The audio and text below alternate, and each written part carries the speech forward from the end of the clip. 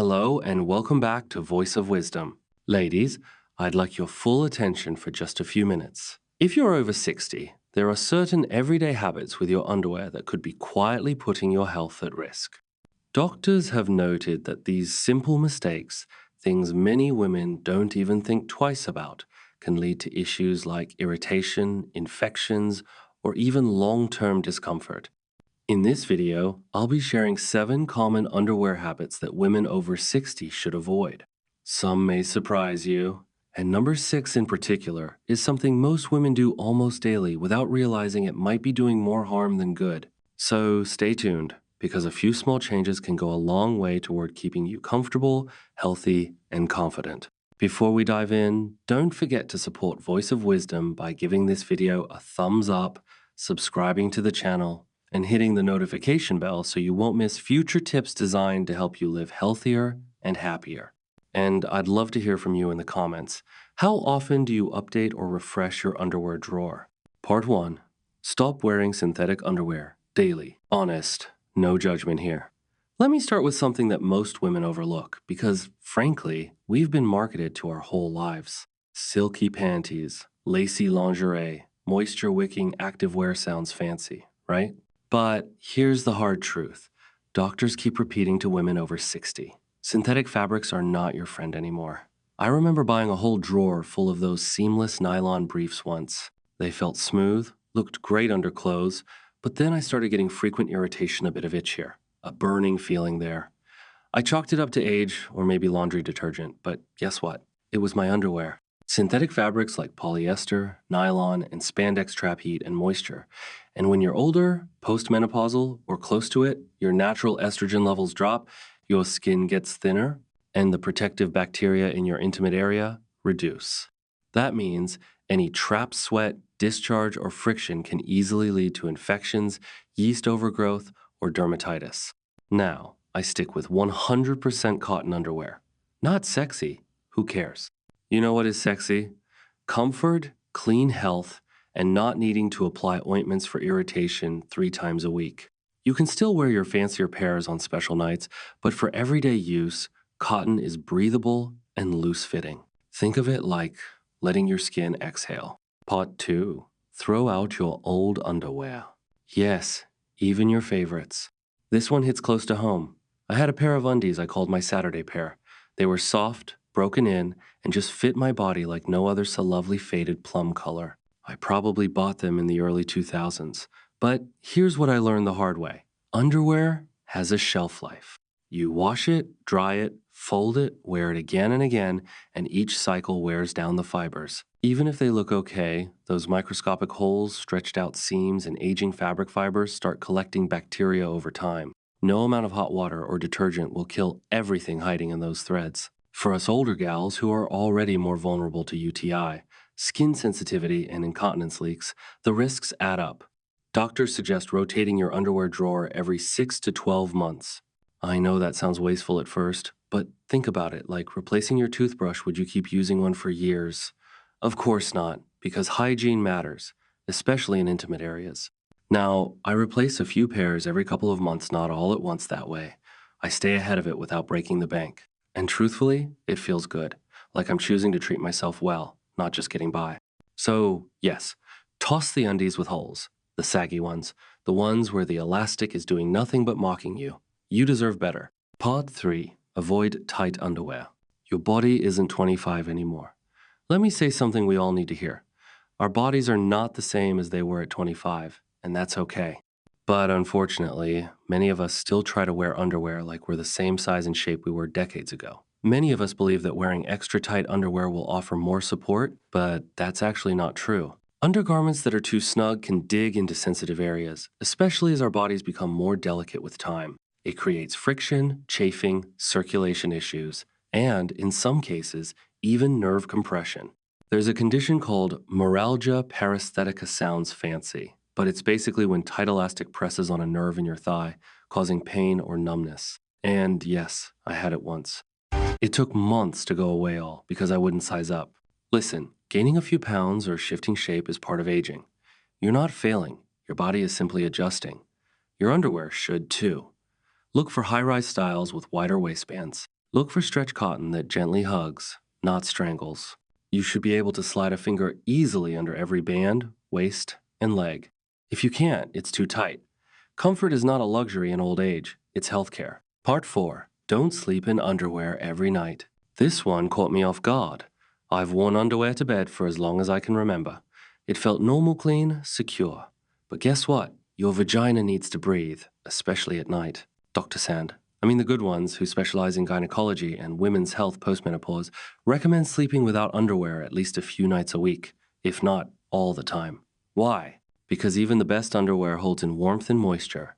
And when you're lying still for 6 to 8 hours, not moving much, that creates a perfect environment for bacteria and yeast to grow. Especially if you're someone who experiences light incontinence, discharge, or is prone to irritation. Sleeping in underwear means your skin doesn't get the chance to fully ventilate, and that's where things like itching, odor, rashes, or UTIs can quietly creep in. Now, don't worry, you don't have to go completely nude if that makes you uncomfortable. A pair of loose cotton pajama bottoms is just fine.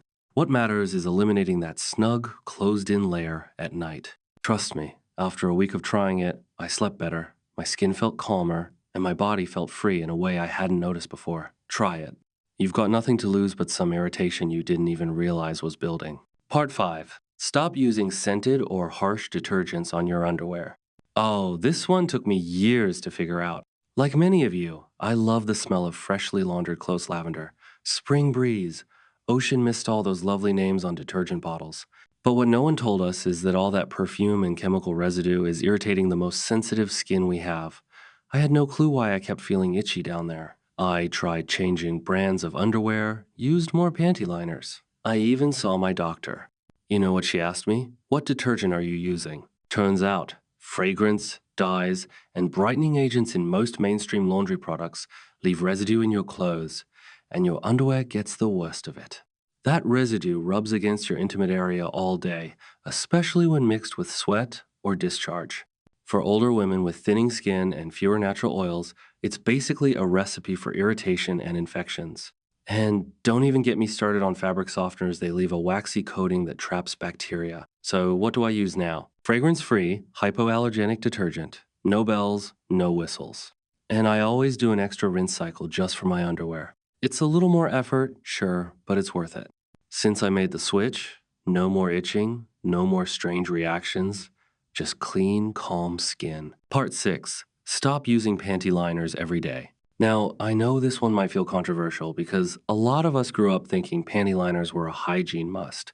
They made us feel fresh, secure, and tidy. But if you're wearing them every single day, doctors say you may be doing more harm than good. Panty liners seven the thin one-strap heat and moisture against the skin. They often contain plastic adhesives and synthetic fibers that don't breathe. And unless you're changing them several times a day, which most of us don't, you're creating a damp environment right where bacteria and yeast love to grow.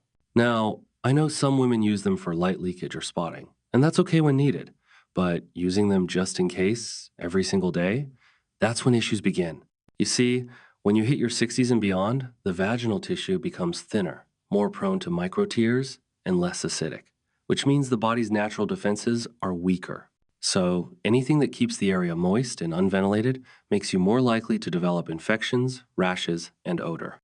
If you must wear liners occasionally, choose unscented cotton-based options and change them every 4 to 6 hours. Otherwise, skip them. Your body doesn't need constant padding. What it really needs is airflow, moisture balance, and comfort. Honestly, since I stopped wearing them daily, I feel fresher, not less. Part 7. Stop ignoring your underwear's impact on incontinence.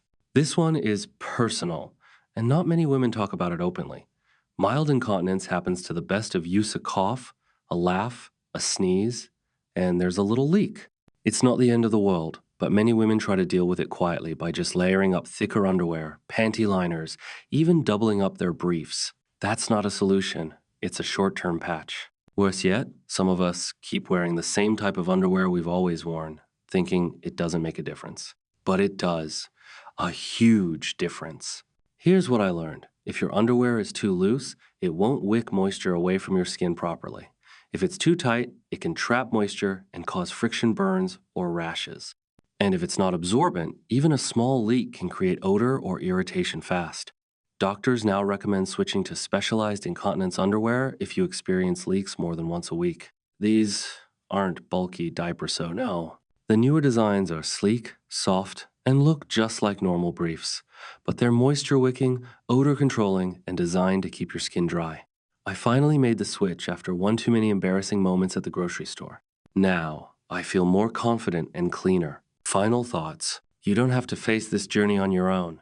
If you're still relying on regular underwear to manage incontinence, your body may not be getting the comfort and protection it truly deserves.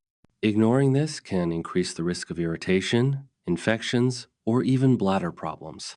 Remember, asking for support or making adjustments doesn't make you weak. In fact, it makes you wise, strong, and proactive about your health. Today, we've uncovered 7 important habits to stop when it comes to your underwear, not only for comfort, but also for your dignity, confidence, and long-term well-being. For so many years, we've put the needs of others first. Now it's time to honor ourselves and give our bodies the care they need. If you found this video helpful, please take a moment to give it a like, subscribe to Voice of Wisdom, and hit the notification bell so you never miss practical tips for healthy, graceful aging. And don't keep this wisdom to yourself, share it with a friend, sister, or loved one who could benefit from these reminders too. Also, don't forget to check out the Voice of Wisdom newsletter. It's filled with helpful advice, uplifting stories, and simple lifestyle changes that can make this stage of life not only easier, but more enjoyable. The link is right below this video. Remember, taking care of yourself isn't selfish. It's the foundation for living fully and being there for those you love. Until next time, stay strong, stay wise, and always stay beautiful. Thank you for being part of the Voice of Wisdom community. I'll see you in the next video.